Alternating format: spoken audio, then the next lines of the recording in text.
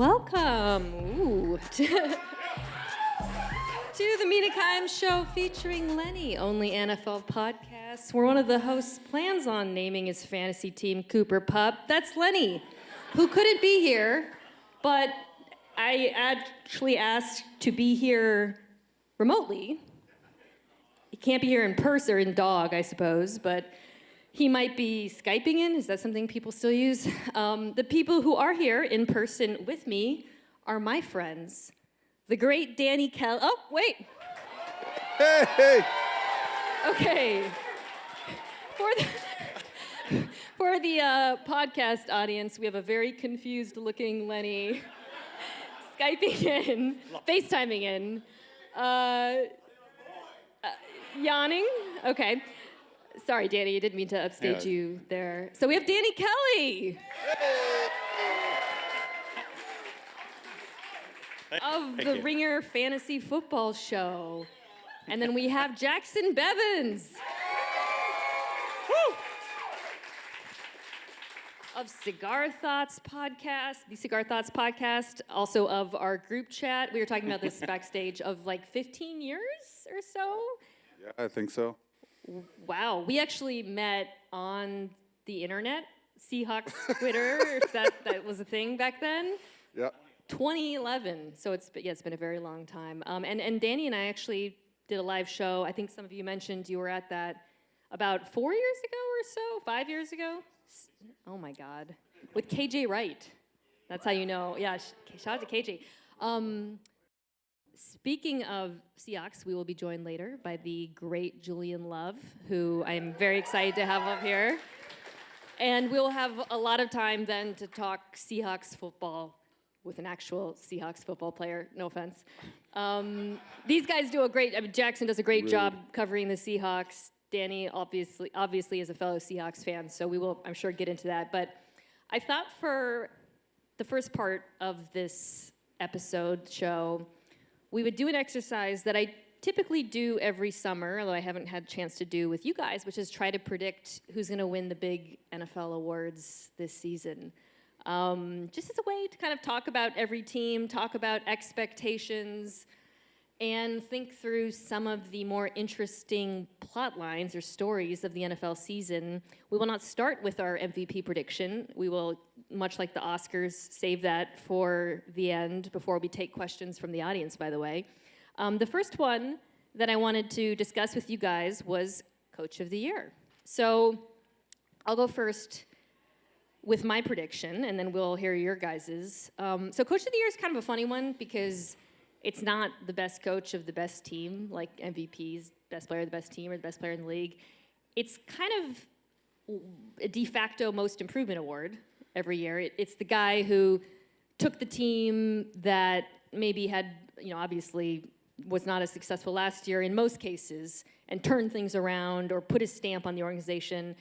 And for that reason, I am choosing Mike Vrabel of the New England Patriots. Yeah, you guys can boo my choices. Vrabel's great. Everything the Patriots, Vrabel's great. He's one of the favorites, so this is not a particularly bold choice on my part. I think as much as for me, it's partly a belief in him. He's a proven entity. He was successful with the Titans, obviously. I think he's really good at game management, getting the most out of his play. Game management is huge because the Patriots, I thought, really struggled because of that last year. But I also think the Patriots are going to improve a great deal this season. Investments in free agency on the defense, very exciting young quarterback. Did either of you guys pick Mike Vrabel? No, I did not pick Mike Vrabel. I do think things set up for Vrabel, but Mina, to your point, I think that this is not an award that goes to the coach that did the best job of coaching. It's an award that goes to the team we were most wrong about before the season. And then the coach of that team gets Coach of the Year. But, Vrabel, obviously, consideration. I mean, he's the betting favorite right now. Ben Johnson with the Bears, hot pick. I also really strongly consider Dave Canales because I think that division's wide open. And because you look like him? Right? That is. Back when he had the beard, that was like the doppelganger that I would get. And I did honestly, seriously consider Mike Macdonald, but I think he's going to be hampered by the fact that they won 10 games last year, which is why Coach of the Year for 2025 is going to be Pete Carroll. Oh. I mean, we've seen it, right? He's going to step in. He's going to raise the vibes, the level of professionalism, and I think the improvement at quarterback and play calling, they're going to win a lot of games this year, at least more than they did last year. I like that choice a lot. He was on my list as well. The NFL likes a good story for this award. Pete Carroll's a great story, right? Fired, perhaps unceremoniously in the eyes of some, comes back, reunites with the quarterback. It's a good pick. I'm a little worried about the Raiders' defense, and that's his side of the ball, technically, so I think that would be my concern there, but I do like Pete Carroll as a pick. Danny? I also have Pete Carroll, so... I don't know. I look at that too. When you look at the difference between the Raiders of last year, vibes couldn't have been any lower, basically. Now, Pete Carroll comes in. You got Tom Brady in the front office. You got all this new energy. They take a really exciting running back in Ashton Genty. Their strength of schedule, according to Warren Sharp, is just right in the middle of the pack. It's like, obviously, they're in a good division, but I think they could go out and, I think, surprise a lot of people. So, they got Bowers. I just think Geno raises the floor for them way more. Like, that's one of the best quarterback upgrades we've seen in the NFL this offseason. So I think they're going to surprise a lot of people. Gardner Minshew slander. I'm surprised nobody picked Ben Johnson because that is the favorite, and I think it makes sense. I had also written down Liam Cohen with the Jags. Sometimes also, we've been treating this as the most improved award. Sometimes a really good coach of a really good team who's never won it does win. So, like, Dan Campbell has not won it, right? Or he didn't win it last year, pardon me. So he could win it this year. Sean McVay, John Harbaugh, et cetera, DeMeco Ryans. But I think I would say Vrabel, Carroll, or Ben Johnson seem to be the three most likely for me. Okay. The next award I want to discuss is Offensive Rookie of the Year. I will go first again. I just checked to make sure he didn't get hurt in the Hall of Fame game. He got 2 carries. Are you guys really sad to miss the Hall of Fame game for this? Omarion Hampton is my pick of the Chargers. We don't have to have a reaction for it's okay for all of them. He is my pick for a couple reasons. One of them is simply that I walked by him at Chargers camp and did a double take. He is a large human, but I also saw him doing some drills, and he's just incredibly impressive in person. I think that offensive line is going to be improved in run blocking. They went out and added another large human, Mekhi Becton. I think because of Justin Herbert, he's not going to be running into a lot of stacked boxes. I think he's with a coach in Jim Harbaugh who loves to run the ball, an offensive coordinator in Greg Roman who also loves to run the ball. They just couldn't last year because they weren't good. So I feel like this award is as much about opportunity as it is about productivity. And I think he's going to frankly, I think he's going to satisfy both. So you can go first this time. Who did you pick? I had Omarion Hampton for my pick. I think everything that you said just rings true to me. I think, obviously, Genty is the favorite for a reason. He could go out there and have, like 1,200, 1,500 yards from scrimmage, and it wouldn't be that surprising. But the Chargers are, like you said, they're built around the run. They want to do that. That's a whole part of their philosophy. They have a really good offensive line. And, obviously with Najee having this mysterious eye injury. Yeah, so I picked Hampton too. I just think he's gonna get an opportunity to score a ton of touchdowns. They have a really good quarterback there that's gonna get them into the red zone. And he's a really, really exciting player, breaks a ton of tackles. I think I mainly just picked him too because Genty's, sort of the chalk pick, and we could talk about him too, but yeah. Did you pick Genty or no? I did. Okay, you did. So make your case, because this is the debate, I think, they are both the overwhelming favorites. Why would you go Genty? Yeah, so Genty's the chalk pick. Cam Ward is right behind him, which is true of first overall pick when they're a quarterback pretty much every year. I promise you I'm not picking all Raiders this show. It's just the two that they happen to start with. I will say the off-season fireworks have improved Omarion Hampton's chances because I think he's got a better chance of. Sorry, here we go. Okay, thank you. Good Better turn of chance of phrase. starting right out of the gate, but I think Genty's just way too good. I mean, and I think he is going to get as close to a true workhorse workload that you get in the modern NFL, certainly for a rookie, like Zeke Elliott style. Pete Carroll also wants to run the ball. Yep. I think my only concern with Genty is, I think he's going to be good, and I'm excited about the Raiders' offense. I'm a little concerned about the Raiders' run blocking because it was so bad last year, and I know they've reshuffled the offensive line a little bit, and I think simply having Geno back there will open things up for Genty because defenses won't want to overplay the run because he's such a capable quarterback throwing to, great tight end. But Well, I also feel like it could be a little concerning. I also feel like Chip Kelly is a great run game designer. And, That as well. And you look at that Ohio State offense last year. I mean, I think that Ashton Genty is going to be both his Quinshon Junkins and his Travion Henderson.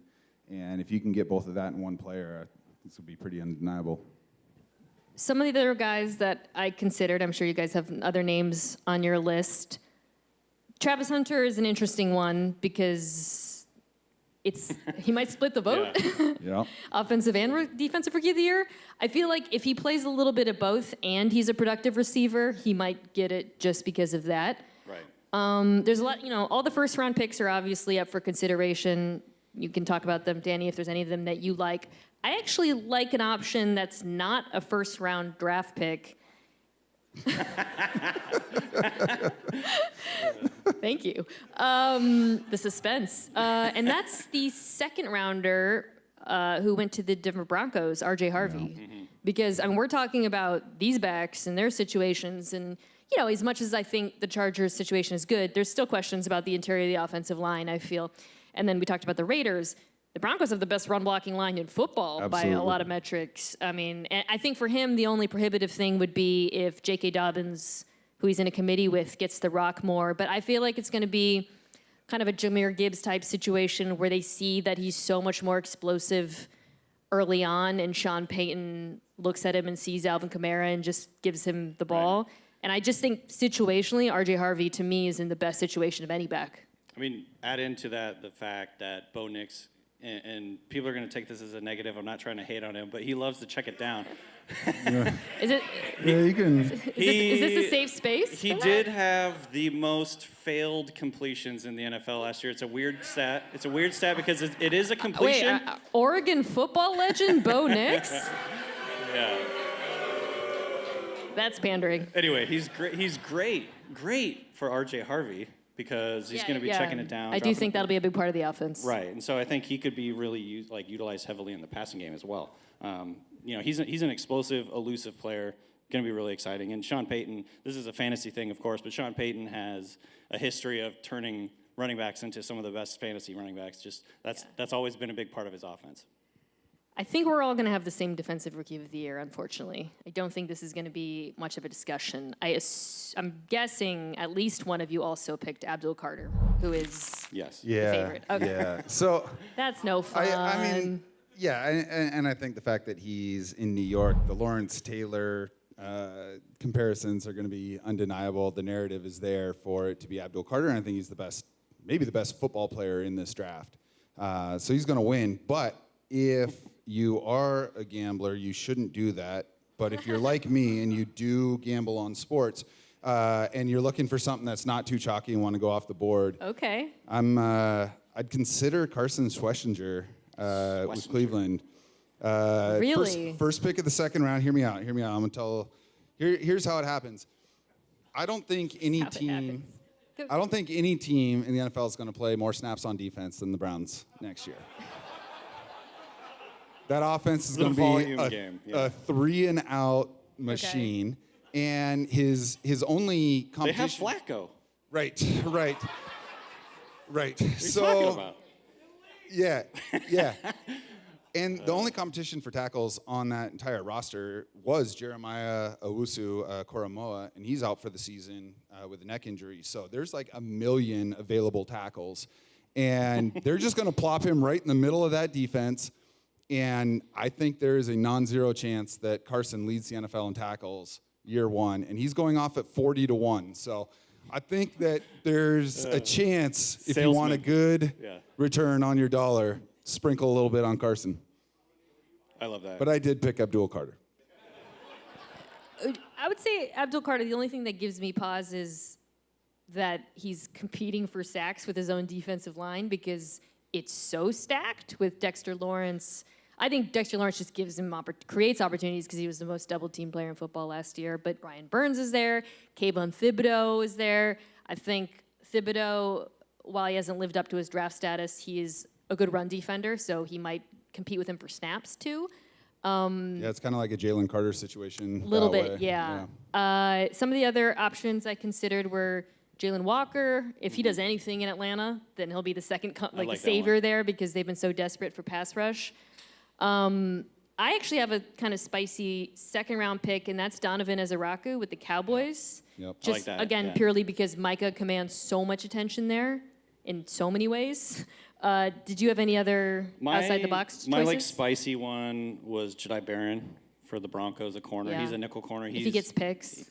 Yeah, he gets a lot of picks. He gets his hand on the football. And I think just the nature of, like, they have a really good defense, and he can kind of just get dropped in and go out there and make plays. But teams aren't going to want to throw at Surtain, so he'll have his chances. He's going to have an opportunity. That's a great point because, you can't – although I guess Sauce – he won it a couple of years ago, I think, and even though no one ever throws at him. Yeah, the Reek Woolen year. But yes, I think, he's just a ball hawk and in a really good defense, could get a lot of attention. So he's I don't know what he is. He's like 7th or 8th down the list. Okay. Assistant Coach of the Year is everybody's favorite award to discuss. I actually find it really interesting because I think, especially looking at some of the past winners, last year was unsurprisingly Ben Johnson. It is like you can see who, like, sometimes future head coaches, but it really is a good stand-in for, like, the best unit. It's not just about narratives or the most improved. A lot of times it really is voters, like, looking at success and also scheme. And it's a fun way to think about who have the best units in the NFL, who deserves credit for that. So I don't think we're going to have any of the same choices here because can you bet on this? I tried, it can't. I mean, how deep into the internet do you want to go? Jackson's on the dark web, yeah. If you're betting on Assistant Coach of the Year, seek help. Okay. Or just get the bet right.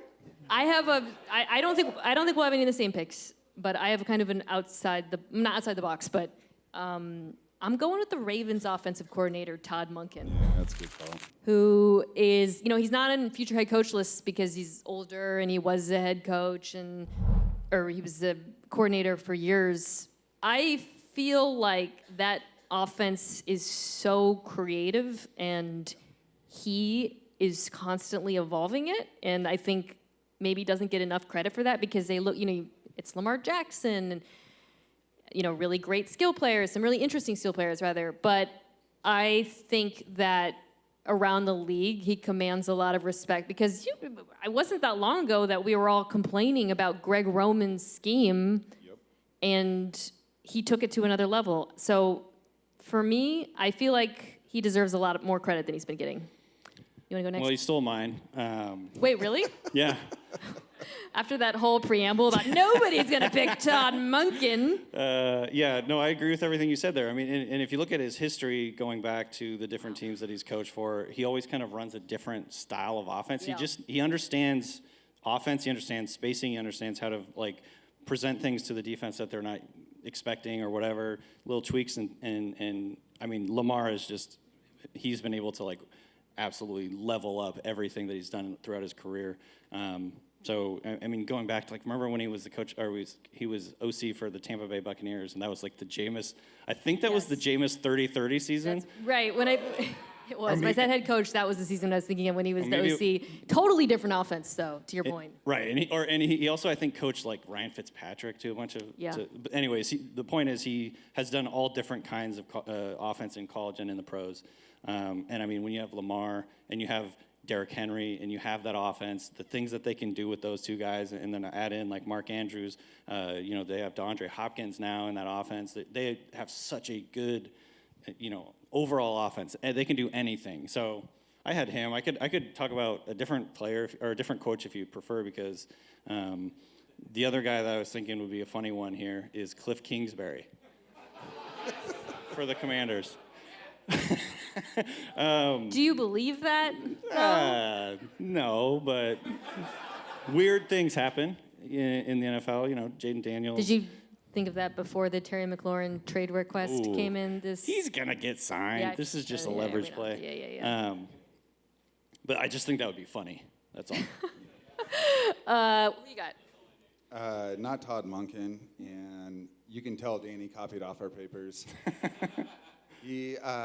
So he was on the list. The other ones that I was considering were Josh McDaniels in New England, terrible head coach, amazing offensive coordinator, and I think a lot of the same storylines that are going to make Mike Vrabel attractive as a Coach of the Year candidate are there for Josh McDaniels.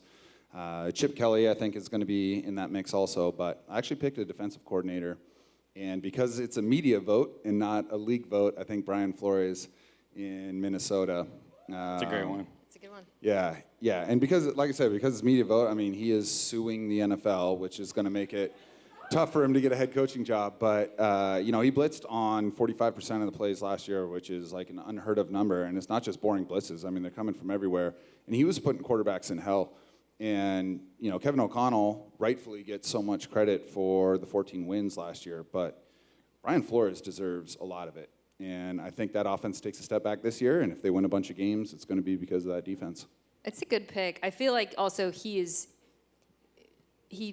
so obviously responsible for a lot of their success, right? Like it's not. I'm trying to think of like the Texans defense is really good, but they got dudes at every level. Dogs and you watch. everywhere. I think DeMeco Ryans is a great coach, but when you watch the Vikings, it's so obvious they're able to create pressure, confuse quarterbacks through scheme. And Flores is the mad genius behind it. I actually thought of a couple other defensive coaches, Vance Joseph in Denver, because I think they're going to be fantastic this season, and then Vic Fangio. Yeah, I mean, probably it's like the should architect win. of the modern NFL defense. Yeah, right. Like maybe he should win all the time. Okay, executive of the year. This is the sexy one. We can get through this one pretty quickly. Just say Schneider and move on. John Schneider. It's not John Schneider. I honestly, It's not 2012, guys. Do you guys? Do you know who won last year? Did you look it up? I assume Howie Roseman, but no, I did It not should have look been. it up. It was Brad Holmes went back to back. Oh, and sure. Howie Roseman was before that. So it really is a pretty who was the best. Those guys. I just feel like any of the major, like these continuously successful programs. Les Snead, sorry. Yeah, he deserves to be with there. the Rams. He deserves to be there. Howie, Jason Light with the Jason Light, Bucks, John Lynch, Eric DaCosta. I thought Nick Caserio with the Texans, if they get that offensive line fixed. My prediction was Les Snead. We can go through that one quickly to not draw too many boos. Okay. I don't know. I'm sorry. I like not being the traitor of the group. Yeah. Offensive player of the year is more fun. I went with a guy who I think really had a very strong case to win last year and didn't. Damn it. Do we have the same one again, Danny? Jamar Chase? Oh, no. Hey, Okay. all Sweet. right. Who did you pick? Derrick Henry. Yeah. Okay. All right, well, I'll give my case first. I mean, Jamar Chase getting the Triple Crown. That's a good call. And Yeah, not any other year, right? And it was also like the way he won it, because I thought he really evolved as a player last season. I always liked him, but I always felt like there was a gap between him and Justin Jefferson. And last year I felt like that closed. The way they used him, moving him across the formation, using him on, expanding his route tree. He was playing, and he was just so tough with the ball in his hands, so explosive. Now they have a full healthy offseason, contracts all settled. I know it's a safe pick and kind of a boring pick, but so is Derrick Henry. Tractorcito. No, actually, that's an interesting one, though, because, I mean, Derrick Henry is, like, everything that science tells us suggests Right. that Derrick Henry should decline. I will also never say that to his face, which I feel, or in public. You're talking about with, seeing Hampton in person. oh my right? God. Yeah. I guess that's my question for you, though. Is there no concern about the tread on the tires? And I mean, sure, a little bit, but he just, he is like the cliche, he's just built diff. He is truly built diff. Built diff? And I was looking at it from built different, you know. is that what the kids are saying? That's what Austin Gale says, yeah. Okay. Built diff. And he's influencing my, patois or whatever, but Another person in their 30s. But. yeah. I hang out with a lot of 30-year-olds. So Derrick Henry, I was looking at this from sort of looking at the last 6 or 7 winners. Generally speaking, Offensive Player of the Year is now not a quarterback, which is great because it's confusing to have an MVP and also an Offensive Player of the Year. That was a thing for a while. Patrick Mahomes, Matt Ryan, Cam Newton did that. It was weird. So now these are generally speaking skill players, or at least they have been. Yeah, it's the best non-quarterback award. Right. And generally, they've been on really good teams. So if you look at it, like Saquon probably got it last year because he was on a better team. Christian McCaffrey the year before that, the 49ers were really good. Justin Jefferson, Cooper Kupp, the Triple Crown. Derrick Henry won it with the Titans. They weren't that good, but they did win 11 games that year. So I'm just looking at the Ravens. Obviously, I love the Ravens. They're just so good on offense. Last year, Derrick Henry had 1,900 scrimmage yards and 18 touchdowns. And Lamar threw 40 touchdowns. Like, what if Lamar just throws 30 touchdowns and Derrick Henry scores 30 touchdowns? You know what I mean? Like, Then I would win our fantasy league because I still have Derrick Henry. who won in the playoffs? I don't remember. Yeah. Nobody remembers. So I'm going with Henry. All right, Jackson, who you got? Yeah, those are both considerations.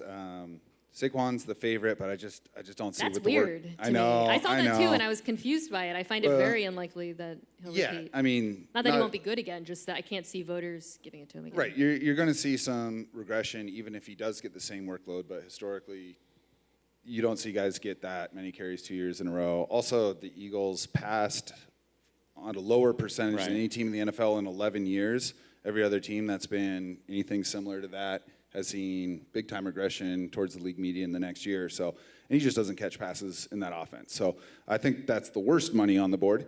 But I did actually consider a super long shot in Devon Achane in Miami. Yeah. Wow. And the Really? reason for it is, like, he destroyed the outer margins of efficiency as a rusher his first year. 7.8 yards per carry, NFL record. His first, real start, he had 240 yards and 4 touchdowns.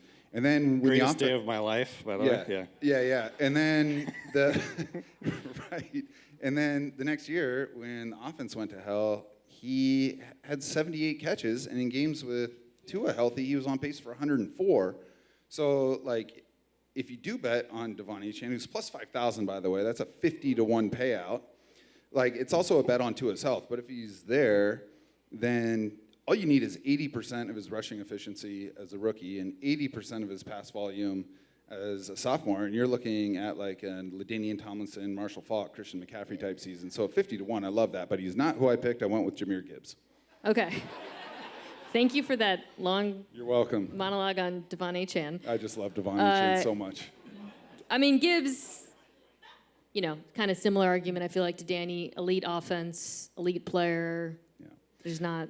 Well, and I would say, to poke a little hole in it, does the coordinator change concern you at all with Gibbs?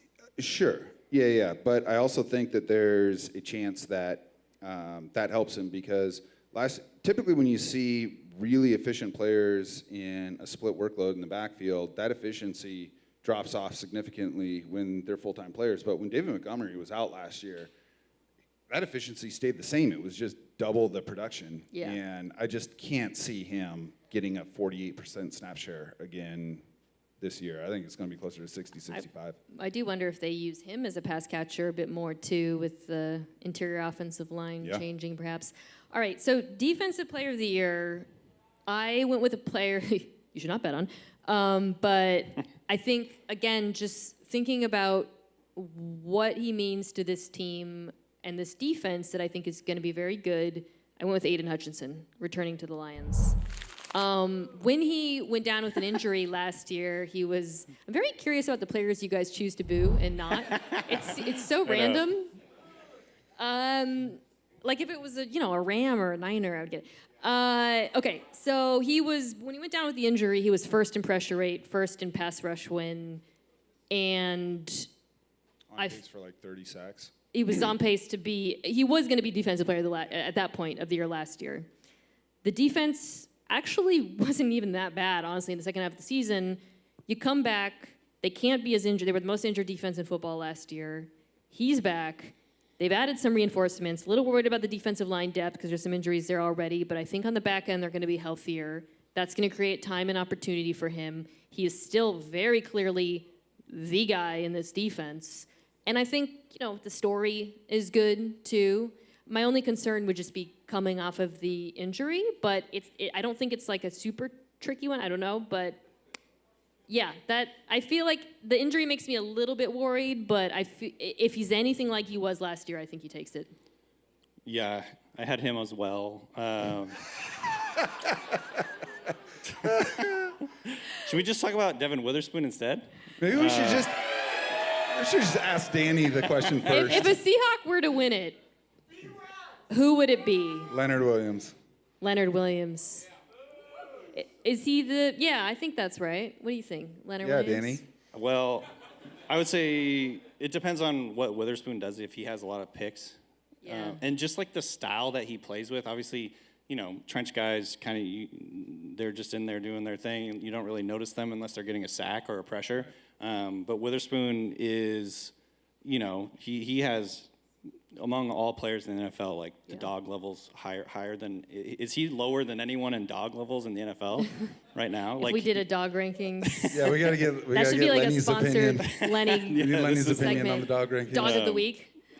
He's Wow. just the weight. It's actually a great idea. Lenny's Dog of the Week award. Great. I like that. All right. But Okay, yeah, but you had Aiden Hutchinson as well. I did. I imagine for like the same. 7.5 reason. sacks in 5 games. I mean, yeah. And also, are you guys? Because I'm pretty high on the Lions' defense. I had them 6th. Some of the injuries are a little scary early on with the defensive tackles, but I still feel like they're gonna be a top 10 I unit. mean, if they can stay healthy. Last year it was just actually crazy what happened with them. And the other thing, I was spitballing this in my head, and I don't know, maybe you know this answer, but in terms of pass rushers on good teams playing with leads late in games. Yeah. Because teams are trying to come back. They're not going to run. Aiden Hutchinson can just tie it on and frickin' go. Like that's the exact type of player he is too, right? Like he's one speed, 100% all the time. And when you're like playing against a team that's trying to come back, they're just dropping back. Will there be opportunity for the pass rusher? Yeah. And the player with the most sacks usually wins. Yeah, so right. That's kind of my logic there. What do you think? Yeah, I mean, Aiden Hutchinson's the favorite. He's not going to win it. It's going to be Micah Parsons. Really? Yeah. Micah Parsons. Yeah, I think so. I think there's. Also, don't act. He's like the second favorite. I Don't know, act I like know. that's such a. Jackson's leaning back in his chair. You guys picked my the guy favorite. had Parsons as the favorite, so. Oh, okay. Okay. All right. Wow. Yeah. No, I think. Cool guy. I think the FU energy is going to be off the charts with everything that's going on with Jerry right now. Yeah. I think he's looking to show that he's the best player in the world. I think that team is going to be much better this year. Of course, assuming Dak stays healthy. So, I think it's Micah Parsons. It's a lot of pass rushers, obviously. Myles Garrett is always going to be in the mix. T.J. Watt, Nick Bosa, Verse. These are Vegas, not me. I know it's a lot of NFC West. As my sneaky pick, I wrote Dexter Lawrence, because I think that defensive line is going to eat, and maybe people will realize he might be the best defensive player in football at this point. Yeah, honestly. He's definitely up there. Okay, let us wrap with the main event. MVP. Not a very spicy pick on my part, but I feel like the obviously correct one is Lamar Jackson. Yeah. Who I voted for last year. Got a lot of nods in the crowd here. Just because as you said, the FU energy Oh, yeah. of not winning it last season. I think we all expect this team to be a wagon. We've just been talking about the offense and how good they will be. I was a little concerned when I saw Isaiah Likely's tight end got hurt because I think he's a really important part of what they're going to do, but it looks like it's not too serious. Ben Solak, who does my show a lot last year, correctly predicted Josh Allen, and he talked a lot about, like the narratives going and how much that matters. And look, Josh Allen was, I think, it very close, and they were very clearly the two best quarterbacks in football to me. So you have to meet a certain level of play to even be part of this conversation. But I do feel like this year the narrative aspect of it is gonna swing in his favor because of what happened last year. So Lamar is my pick. Danny, who do you have? I picked Josh Allen. To repeat. Yeah, just look. Interesting. I mean, Lamar is one of those players. We were talking about this before the show, like the LeBron thing, where it's just you kind of get bored of the same guy being. Yeah, LeBron should have So you picked a 12 repeat. MVPs. Well, I mean, Lamar has won it twice, right? Yeah. Yeah, no, but you're just saying that, but you just said Josh Allen. Well, I just think people are sick of him, and Josh Allen. Like it's more of a narrative thing. Okay. Honestly, if the Bills go out there and they look like they're going to be really good, I think the other thing that you could use as an argument for Josh Allen, not that I necessarily would use this, is Lamar has a better surrounding cast around him. Right. And Josh Allen is going out there and playing with, not superstar type skill players, and so, and the other thing I think is just. Stylistically, Josh Allen, he scores a lot of touchdowns with his legs. He does the craziest runs you've ever seen in your life. And Lamar does it too, but he doesn't get into the end zone for some reason. He always Is this fantasy brain? It is a little bit, but a little bit of fantasy brain. Do it's I detect? narrative. It's narrative based. No, I hear you. I think that's fair. but- I think because at the end of the year, people will say number of touchdowns, number of yards. Right. They look at those kinds of stats. Jackson, do you have either of our choices? Are you gonna? I do not, No. no. Wow. No. One thing I do want to say about Lamar, I definitely thought he should have won last year also, and it kind of speaks into what led to my pick, which is this voter fatigue. I mean, Yeah. Lamar Jackson had to have statistically the greatest season that's never won an MVP last year. No doubt. Right? And, I agree with you. I think he's going to come out absolutely same way, what I said about Parsons. I think you're right. He's going to do that. But I do think voters want something new. And I think they want to say that they voted for something new. And I think my pick was a huge victim of things that had nothing to do with him last year. And this selection is going to make my wife very happy. I went with Joe Burrow. And I think the reason for it is what he did last year. I mean, he took a flamethrower to the league, but that defense was terrible. And they went 9-8. They barely missed the playoffs. And it's not like, oh yeah, you had a good offense, but you're still losing by 10, 20 points every game. There's a lot of close losses, and you flip 2 of those. Yeah. They're an 11-win team, maybe winning the division. And I think that with the best passing, best receiving core in the NFL, a defense that's not going to be any better, he could put up 2021 Patrick Mahomes numbers. And if that gets them into the playoffs, I think voters are going to want Joe Burrow to win MVP. He's going to throw a lot because the gonna throw a defense is going to be lot. bad again. But they have they've had a normal offseason on offense at least, and it's a good case for him. There's a guy you might have heard of named Patrick Mahomes, who I think we should probably also throw in there as a comeback season kind of thing. Jane Daniels, I'm a little bit skeptical on just because maybe it's this Terry news in my brain right now.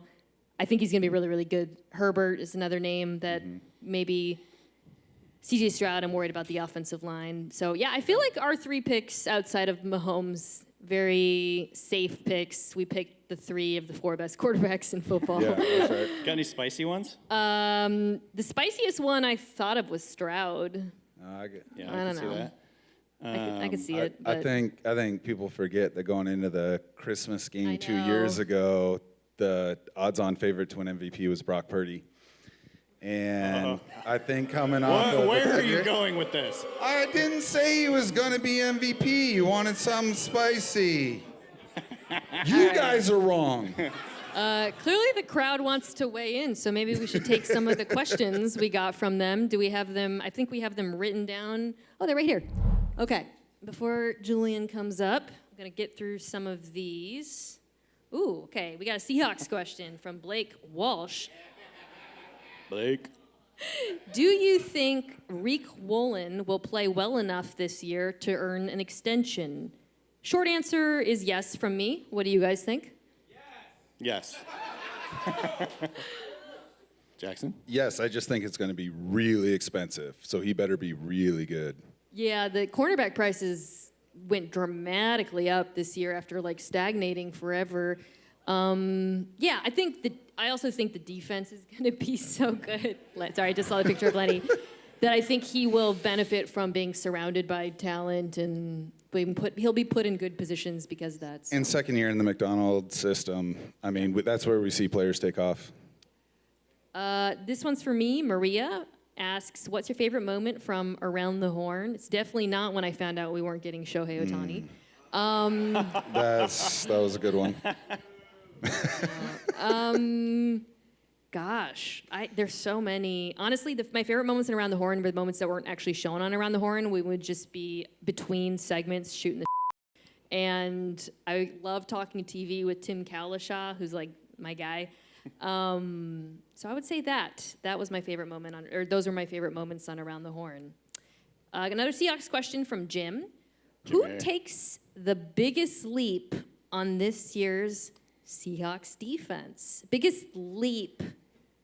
Byron Murphy? Yeah, that was the first name that I came up with. Yeah. Byron Murphy, right? Yeah.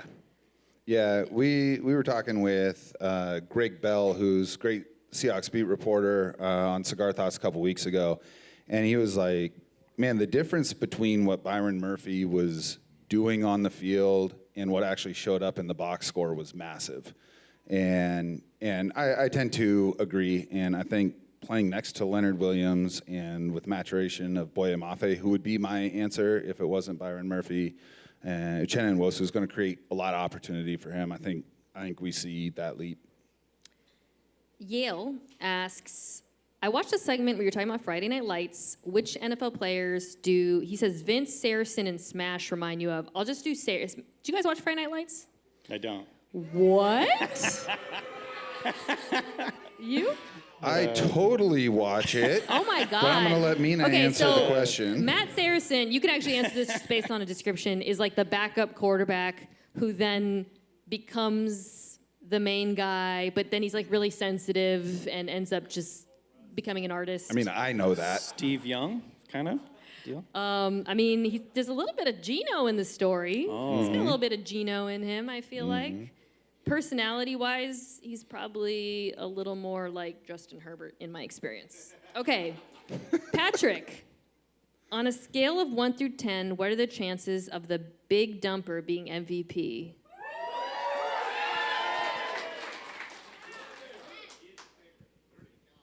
Pretty high. So 10 is the highest.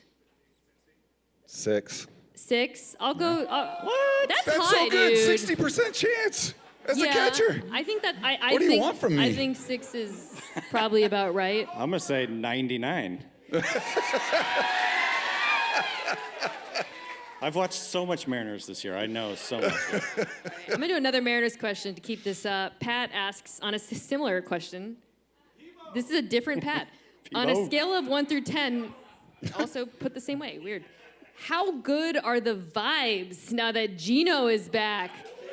10. On a scale of 1 through 10, I would put that at about a 15. Yeah. Danny? Yeah, easily. My Mariners group chats are going off. Going off. Yeah. I have those. I just don't contribute a lot. Yeah. We are in a Mariners group chat, Right. and Danny rarely contributes anything. I'm saving it up. Yeah. Okay. Micah maybe asks, what is more likely to happen, Byron Murphy getting Pro Bowl or JSN getting 1,300 yards? Yeah, I think JSN, because I think Pro Bowl at Byron Murphy's position is really It's just real. so Defensive deep, tackle yeah. is so stacked right now in the NFL. I I feel mean, like JSN could have like a 40% target share this year. that as well. I feel like he's just going to command so much attention. Okay. John asks, what round would Lenny be picked for the Puppy Bowl? What round? First Mr. overall. Relevant. Well, Lenny's an older dog. He's at least 14. So I feel like he's like a Brandon Whedon. I know. First round, yeah. I know.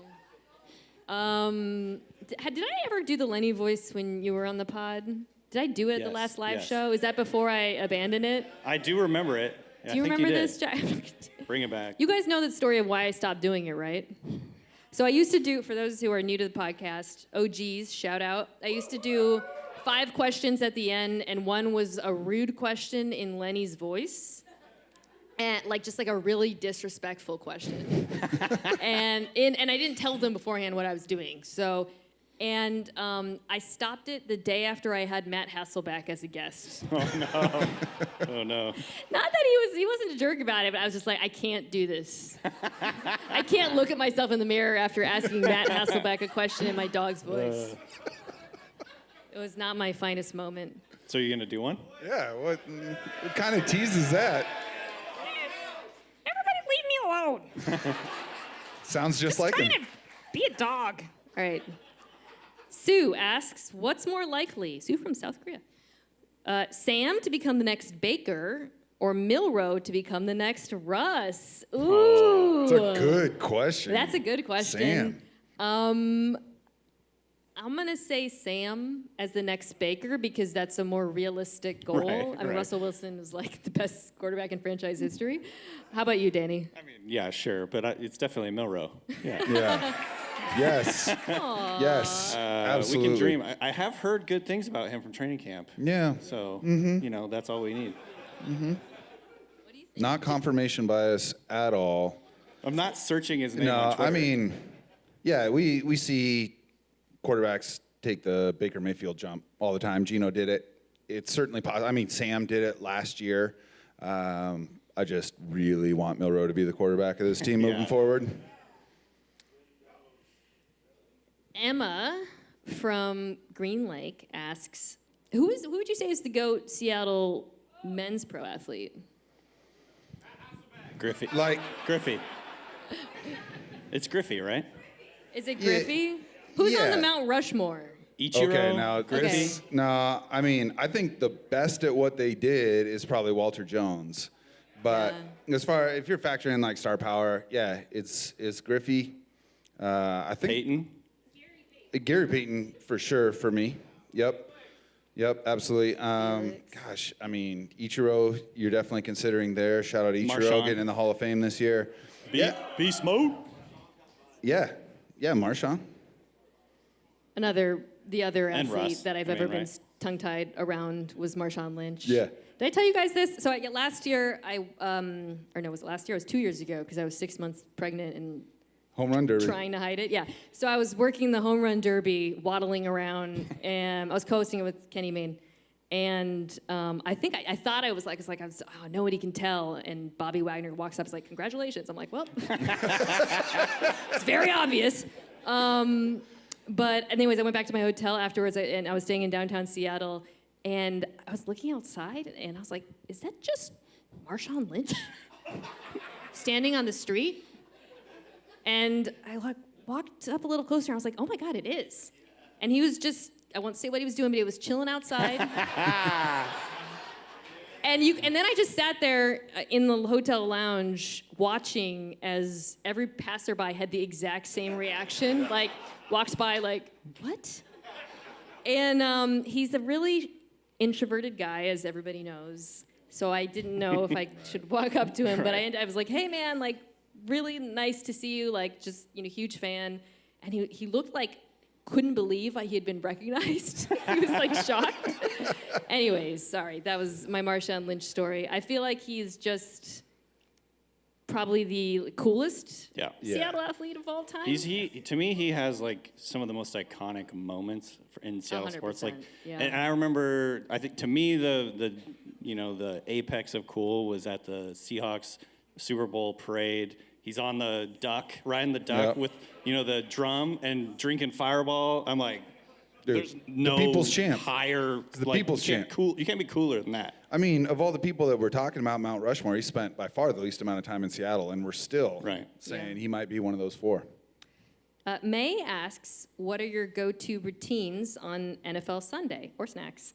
My Sundays are now no longer fun. No, they're fun. They are fun, but they're not. I'm working pretty intensely, and I guess sometimes people ask this, and I probably have never explained on my podcast. The way I watch is I usually have the multiple screens with an eye towards we already kind of know what the big games are that we're going to talk about the next day. And I will be taping a couple at the same time because we don't get the L22 until Monday morning. So I try to get through at least 7 games on a Sunday. It's a lot, and I'm up late. I get the advantage of Mina and Nate Tice just texting me their like football thoughts on Sunday night. I'm just like learning about football through them. Yeah. What about you? Same deal. I'm just watch football for like 12 hours straight. And then I usually have Same. Everybody's like, same. You know, we're normal people now. I think I have like 3 screens up. And I think I have like 4, and then like a bigger game on like a regular TV. Just taking notes. We record on Sunday nights, so. You record on Sunday nights, Yeah. right? Are you watching more with an eye towards fantasy? Yeah. Because you're gonna, right. Yeah. Interesting. How about you? Yeah, well, we're about to find out. For the last 14 years, I've been writing all Sunday long, and I don't really know how to watch football like a normal person, but I'm setting down the pen this year. I'm going to try a year off. Yeah. These people can't wait for me Sundays to stop are gonna be writing. awesome. You suck. No, it'll be great. So I can just watch a game. So I'll let you guys know next year what the routine is. Let me ask you guys one more question before we bring on Julian Love. And that is, a Seahawks question, because we haven't really talked that much Seahawks. I've been saving that for Julian. I'm not going to ask you for like a record prediction or anything like that, but 10. What is the number 10? Just say 10. What is the number one thing you're excited to see from the team this season? It can be a player, it can be a unit, a position group, a coaching thing. What you go first, Danny. I think the run game is Interesting. really what I'm excited about. Obviously, the defense is going to be fun, but I'm just, they really made a commitment to Kubiak and his scheme and, doing their thing. And they got rid of their quarterback, they got rid of their offensive coordinators, and it's kind of all to like get this run game installed. They really want to run the ball. So I'm excited to see, whether that comes to fruition. I'm really excited about Kenneth Walker this year. Charbonnet obviously too, but the run game. How about you? I'm excited to watch a defense that scares the out of people. Because I think that's what we're going to see in year 2. I think last year they were learning the language, and this year we're going to see those dudes get weaponized. Well, that's a really good segue to somebody who just walked in. All right, before we bring up Julian, thank you so much to Danny and Jackson. Everybody, round of applause. Hi, guys. Can we get a round of applause for the great Julian Love?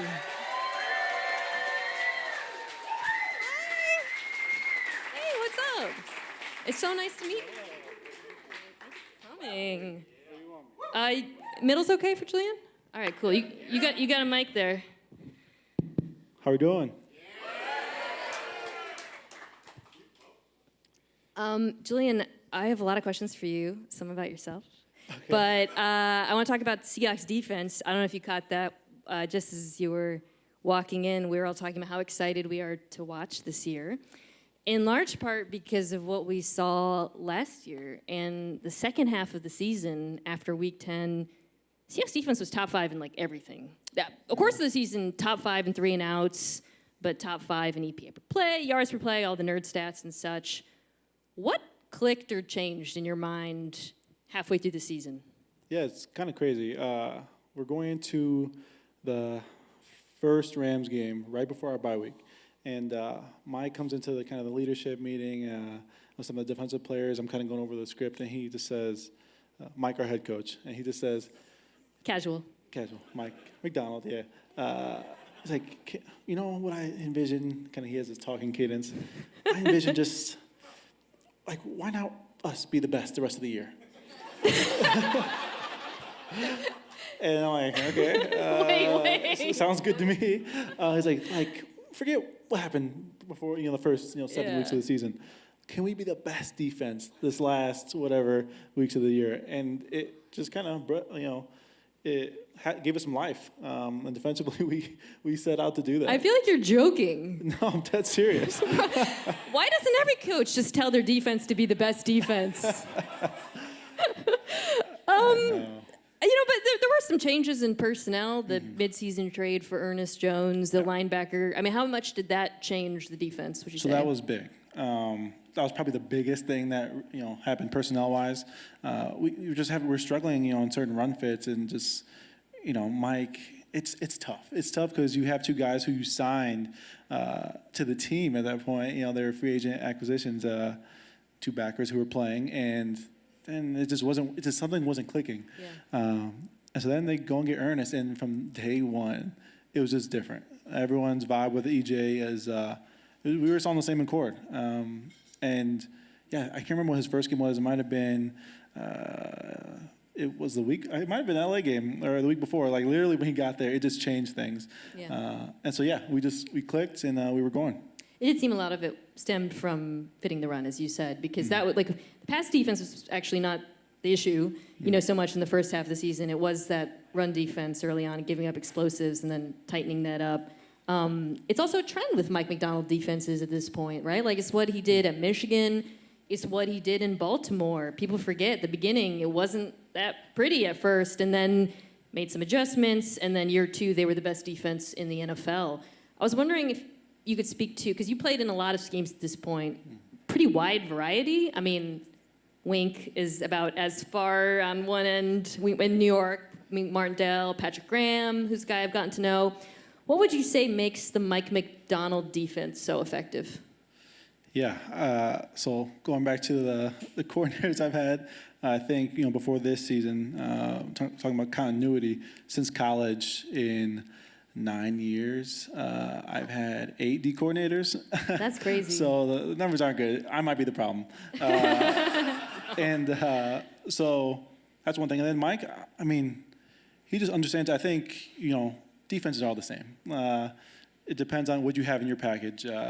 If you're a little bit blitz heavy, if you're playing more in drop coverage, if you're a man, everybody has the same calls, pretty much, different verbiage. And it's just how you execute them, how you deploy them on game day. And so that's what I think makes Mike special. I've had some, Wink kind of has a similar system. It's that Baltimore style DPs. And just Mike, I just feel so confident on game day that he's going to call the right stuff. He might say in the headset, "Hey, Julian, drive this dig. They're about to throw on third down." I'm like, all right. And I blindly just drive a dig. And more often than not, he's right. It's really incredible, kind of his football mind. And it's a lot of prep that goes into it. Yeah, one thing that made, I think, Seahawks fans excited about the hire was that he had success in Baltimore against the Kyle Shanahan tree, which before really gave Seattle a hard time and Shanahan, McVay. Yeah. It just felt like a yearly exercise in getting tortured by those two guys. But we saw that turn around again. You guys played the Rams so well, right? And what do you think it is about this defense now, or his style of defense, that is successful against that scheme? I think it's just changing. I think it has tools, it has a certain cadence to it that's adaptable. I think I experienced a little bit of that between the rivals. My first year out here in 23, when you're going into division games, you're like, man, these guys kind of know what we're going to be in, which is tough. I mean, it's tough as a player to kind of just try to be your best and try to win. But with Mike, I mean, we're evolving. I think second San Fran, we had a whole different vibe, what we had for the first San Fran game. And then the Rams, we played them well this year on defense. That first game was the start of kind of that run for us.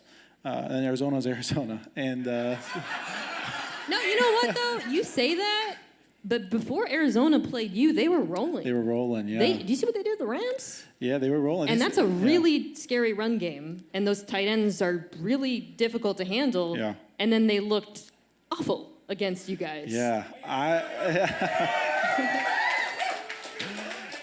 I credit that first Arizona game to like Leonard Williams. That's Yeah, when he that took was over. that was his coming out party.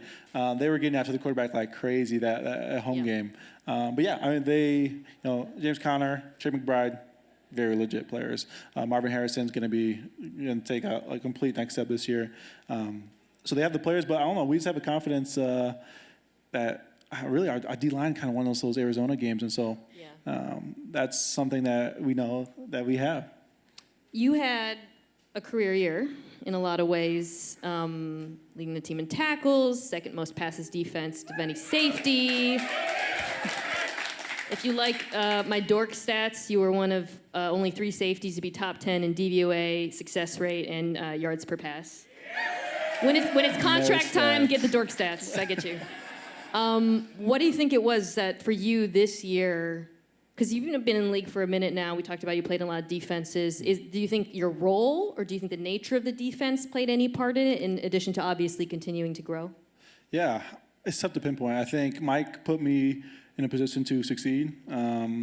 He also put a lot of pressure on me. I'm out there covering receivers a ton, which it's not common anymore for safeties to be doing that. So I'm in the mix, I'm in the fire, but I just believe my ability. I think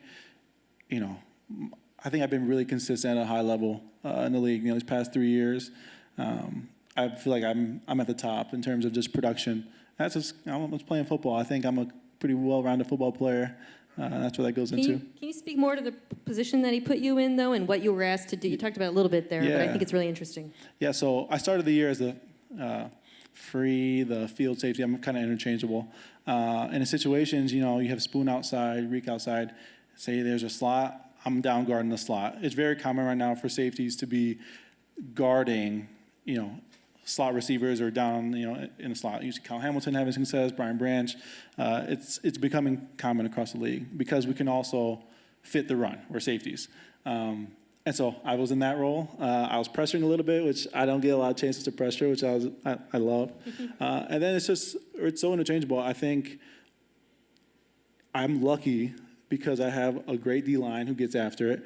Shout out to Big Cat. That's my guy. I'll always shout him out. Unbelievable player. Couldn't believe he didn't get more recognition last year. We can dive into I that voted for whenever him. you're ready. He was on my All-Pro ballot. Yeah, we have some chats about it. But then, I have just killers around me. I have Reek and I have Spoon, the guys who just are ballers. And so it frees me up. And Mike he understands my skill set. I move well in space. I tackle well. And I'm decently cerebral as a player. And so he feels confident to put me in good positions. Decently cerebral. I like that. Decently cerebral. Well, you spoke about some of the guys around you. I think something that really jumps out when looking at a lot of the DBs in Seattle is the versatility, right? Like, you were a former college corner who then played free, strong, different positions in the back end. Kobe Bryant was a nickel at the beginning, I remember, who cemented himself more as a safety. Witherspoon is a nickel, one of the best nickels in the league, but he can also play outside. And now you have Nick Gammon-Worry, who's like, I don't know what he is, man. I'm hoping you can explain it to me. I mean, he's like, is he a strong safety? Is he a nickel? Is he like a money backer? So how do you see all this shaking out this year? I think we could just be multiple. I think Mike likes that. Kobe Bryant was a Thorpe winner in college at corner. Obviously, I played corner, had some success. Spoon is just a dog. And then, Nick, man. I'll talk about Nick. First of all, this guy is just goofy as a person. I'm giving you the tea on Nick. I'm not going to give you the humility side of it. He grew up in the different era of college football right now. But when you look at the dude, I think a picture was circulating him next to me. You got to avoid those. Don't get your photo taken next to I had like the Derrick Henry, Mark Ingram comparison. I'm like, all right. Is he 6'4", 6'3"? He's 6'3", 6'4", yeah. and all of 6'3", 6'4", Crazy. lanky. Crazy. Obviously, his combine numbers are crazy. It's just a raw football player. Yeah. I think, same could be said about Spoon coming out. You saw kind of a raw football player, somebody who went hard. Technique might not have been great, but just went. And that's Nick. I mean, today he hit another pick out in practice. Really? A diving one. And so it's exciting because we can all just do different things. I can line up in slot at nickel.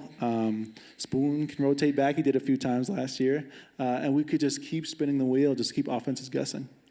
Personally, I'd like to see Emanwari getting after the quarterback. I don't know what's that looking like, because that is a scary proposition. I mean, Witherspoon also is amazing as a blitzer, Spoon's of one of the course. best. Nichols, like you said, Yeah. blitzing Nichols, whatever. But E-Man, you're going to see some fun stuff with him this year, too. The dude has dip. He's quick. He has bend. I mean, you're going to see some fun stuff. And he should get after the quarterback for us. You mentioned Leo Williams maybe not getting the credit he deserved last year. Do you feel like this unit is starting to get recognition as one of the best defenses in the league, or are we still having to educate people? I think we still got to educate people a little bit. Yeah, and I think there's no better way to do it than just go and do it. Show week in, week out from kind of the jump, whatever week one is, that we're trying to be something different. And Leo, I don't know what's going on, but I got to get his name out there more or something. For the year he had, Yeah. it was a disservice, kind of how some publications did him. Took over football games. You don't see that often from a guy at that position. So that's the defense, where there is a tremendous amount of continuity, by the way. Like, it's just, I mean, that also in and of itself is just so special that you're returning almost everyone. You're adding Manwari, DeMarcus Lawrence, obviously. Offense, it's a whole new offense. Yeah. So I did want to ask you a couple questions about that, if you don't mind, because you're obviously out there in practice. Like, what have you seen so far from this Clint Kubiak offense? Because this, to me, is going to be the big surprise, I think, of the season. It is. I think that's kind of something we have kind of in our back pocket. It's just, I mean, this offense is just so much more cohesive than what we had going on these past few years. You could just tell. I mean, obviously a lot of the players are similar. You have some new pieces like, obviously Sam and Cup. But K9's still going to run the rock. Zach Charbonnet's still going to run the rock. And Kubiak just has it so layered. They're keeping you guessing. They're changing your tendencies. And part of it is, in this whole process of growth, Mike's in those meetings saying, hey, this is what some defenses do when they see this, yada, yada.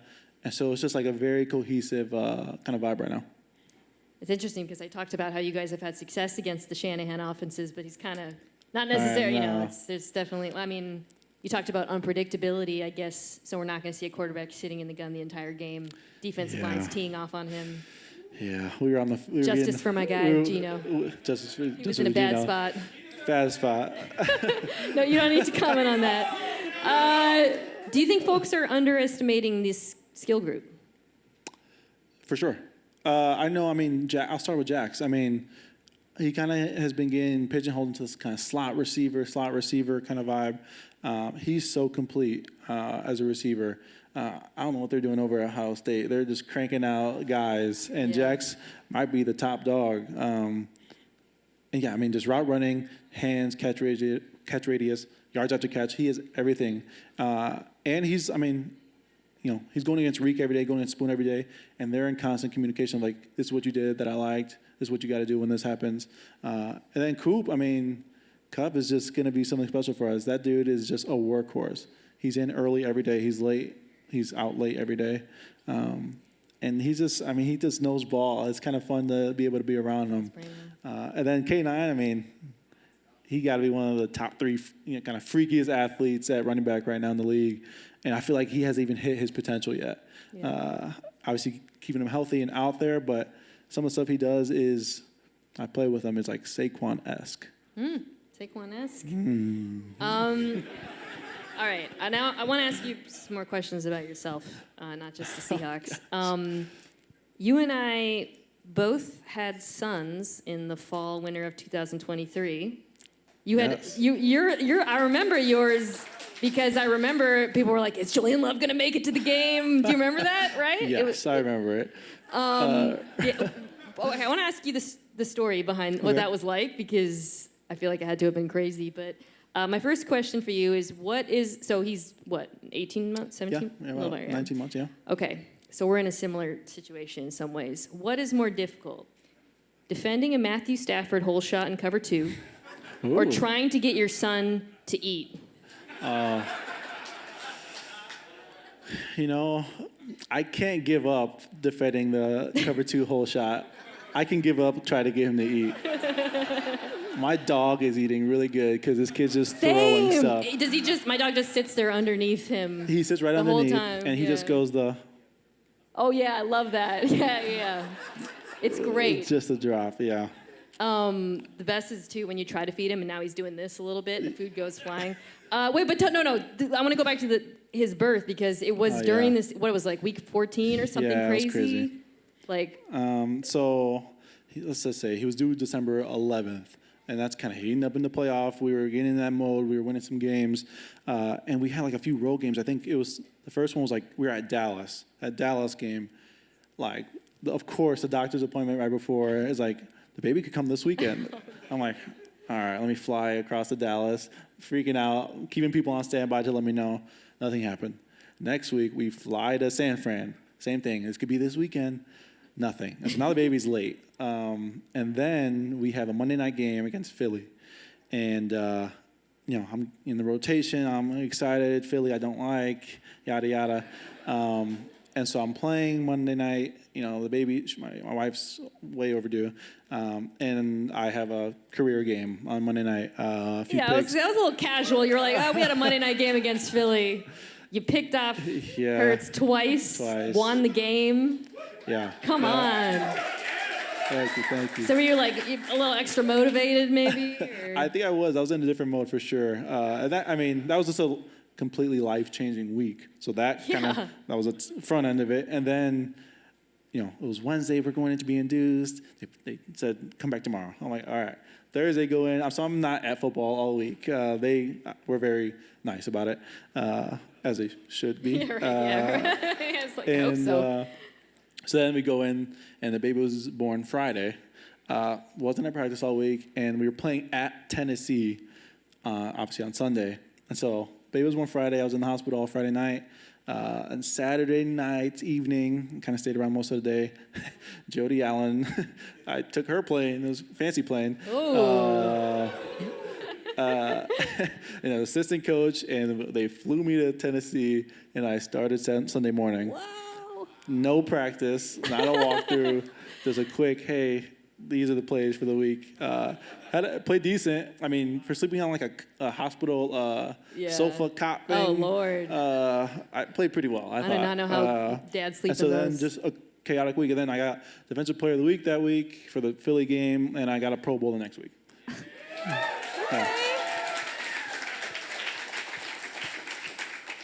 What's been your favorite part about being a dad? I don't know. It's weird because I feel like I'm a kid and I have a kid. I would imagine most parents feel that way. No.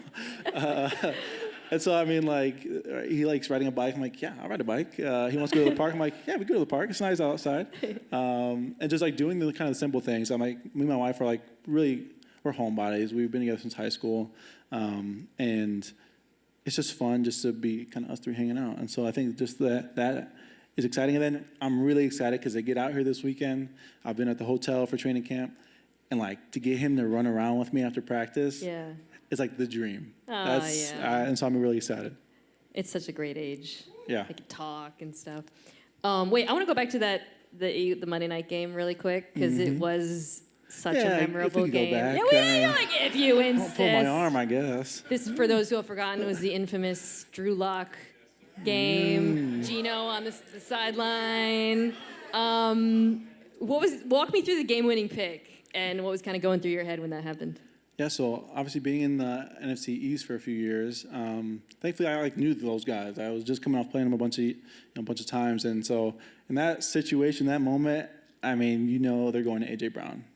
He's a guy, and that's at the time they didn't have Saquon, so that's their go-to guy for sure. And so I'm just rolling to the post. I see that back foot hit, and I'm just hauling. And then I see the ball kind of sailing. I'm like, wait, I can get this ball. And I just go up blindly. It's like raining. I'm like catching like this. And Trey Brown was playing corner, and randomly, like if you guys remember, his foot like hit my foot. Yeah, I remember that. And that had to be like something else. I was just living right, I guess, because then got both feet down. there's some speculation if I got both down, but I did. And then came up with it, and yeah, I mean, just it was the rest is history for sure. I love it. I'm gonna ask you a question I always ask anytime I get a DB on the pod. Who would you say is the most underrated wide receiver in football? Oh, that's a great question. Most underrated wide receiver in football. I think I'm gonna butcher his name. I think the slot receiver for the Bills, number 10. Shakir? Yeah. He's good. Probably gets some attention because he's playing with Josh Allen, but he gave us some problems last year. I think he was one of the few receivers who I felt like got the best of us, just because he was playing really hard and he was just a good player. Hard to tackle. Hard to tackle. I think he might have had 100 yards, which is like I don't know if a lot of receivers had that against us. What is, completely changing directions here, a hobby you have that people don't know about? That people don't know about? Oh, man. So some people know I like to golf. I'm not very good, but I like to. Video game days are over. Now the baby's around. Don't have time for that. I don't know. I like movies. I like, I'm a little bit of a foodie. Like to get out to some spots. But I shoot it pretty straight. TV or movie recommendation for the crowd? Movie recommendation? Any you've watched that you've liked lately? TV, I mean, I'm a sitcom guy. I think the best show out was Abbott Elementary. Okay, we like that. Obviously, very popular. Yeah. But it's the best show out for sure. I feel like there aren't that many shows that are just like make you smile and laugh these I days know. like that. Love Island? Did you guys watch Love Island? I didn't watch this season. I heard it was a little trashy. I couldn't do it. It's a major I time. think the UK is probably the better vibe. Yeah. It's a big time commitment. It's Yeah. like more than football, the amount of hours, like you're just like, oh my God. It's always on. I need Red do Zone. it every day. Love Island Red Zone. Love Island Did I Red just Zone. come up with $1 million idea? Only a couple more questions for you. We were talking about Mike being a very, brilliant defensive coach, adjustments, being a good teacher. What is something that maybe the average Seahawks fan doesn't know about him? What it's like to be with him in that building? That's a good question. He is a good golfer. I've gotten out with him. So he's a good golfer. I think it said so much about him that, like, he's a smart guy. He's smart. He's intelligent. He's cerebral, blah, blah, blah. Yeah. He doesn't love that. He's like, I'm more than that. I'm funny.